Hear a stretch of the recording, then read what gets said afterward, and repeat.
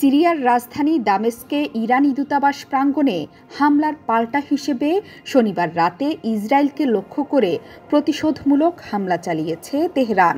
ইসরায়েলের ভূখণ্ড লক্ষ্য করে কমপক্ষে ৩০০টি ড্রোন ও মিসাইল হামলা চালিয়েছে ইরান। এরই মধ্যে পাল্টা হামলার সিদ্ধান্ত নিয়েছে ইসরায়েল।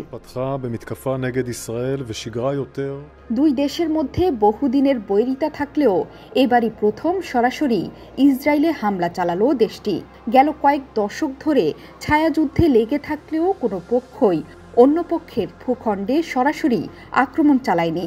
তবে ইরানি স্বার্থে বারবার আঘাত করে গেছে তেল আবিব, যার মধ্যে অনেক হত্যাকাণ্ড রয়েছে। ইরান কয়েক দশক ধরে আন্তর্জাতিক প্রতিক্রিয়া এড়ানোর জন্য যে প্রক্সি বা ছায়াযুদ্ধ চালিয়ে আসছিল তার অবসান ঘটালো ইসরায়েলের উপর সরাসরি আক্রমণের মাধ্যমে। বলা হচ্ছে, অভ্যন্তরীণ রাজনৈতিক এবং অর্থনৈতিক চাপ বৃদ্ধির মধ্যেই দেশে গণতান্ত্রিক নেতৃত্ব নতুন পথ বেছে নিয়েছে।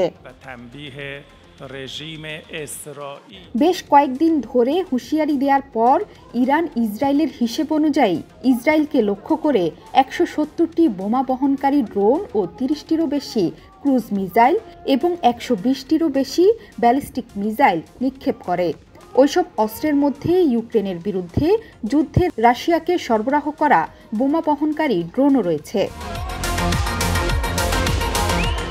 ইরানের আক্রমণের জবাবে ইসরায়েল পরবর্তীতে কী ধরনের সামরিক পদক্ষেপ নিতে পারে সেদিকেই এখন সবার দৃষ্টি। যদিও পাল্টা হামলার পরিবর্তে কূটনৈতিক সমাধানের ওপর জোর দিচ্ছে ওয়াশিংটন, সেই কথা আমলে নেয়ার পরও ইসরায়েলের যুদ্ধকালীন মন্ত্রিসভা ইরানকে জবাব দেওয়ার সিদ্ধান্ত নিয়েছে। তবে কিভাবে জবাব দেয়া হবে সেটা নিয়ে কোনো ধারণা দেয়া হয়নি। বলা হয়েছে, জবাব দেওয়ার নির্দিষ্ট পরিকল্পনা চূড়ান্ত করা হয়েছে। এবার নিজেদের উপযুক্ত সময়ে এই জবাব দেয়া হবে। ইরানও বলেছে, যদি পাল্টা হামলা হয় তাহলে কয়েক সেকেন্ডের মধ্যে দাঁত ভাঙা জবাব দেয়া হবে। ব্রিটিশ বার্তা সংস্থা বিবিসির নিরাপত্তা সংবাদদাতা ফ্র্যাঙ্ক গার্ডনারের মতে, ইরান ও ইসরায়েলের মধ্যে চলমান সংঘাতের পরিণতি কী হতে পারে তা এখন অনেকটাই নির্ভর করছে ইসরায়েল ঠিক কিভাবে শনিবার রাতে চালানো হামলার জবাব দেয় তার উপর। তবে মধ্যপ্রাচ্য ও বিশ্বের বেশিরভাগ দেশই জবাব দেওয়ার বিপক্ষে।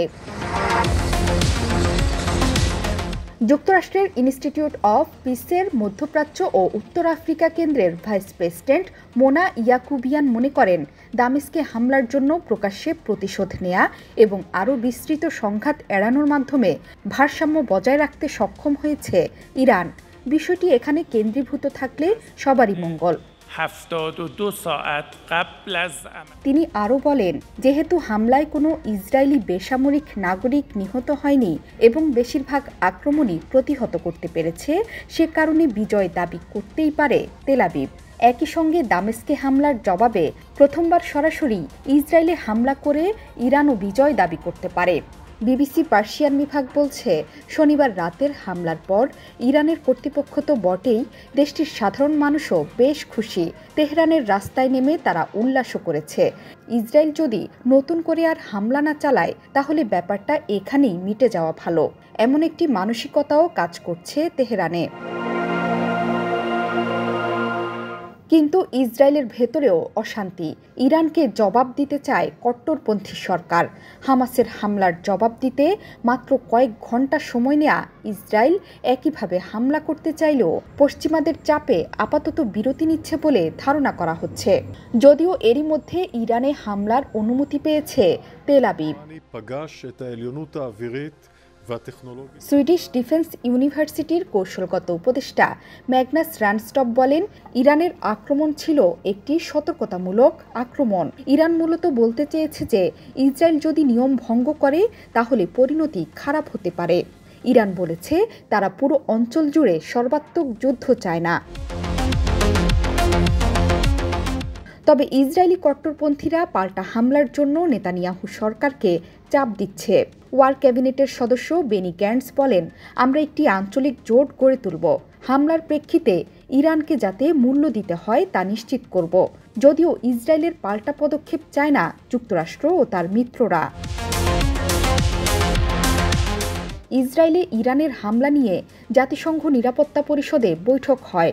বৈঠকে ইরান স্পষ্ট বলেছে তারা এই অঞ্চলে যুক্তরাষ্ট্রের সাথে লড়াই শুরু করতে চায় না।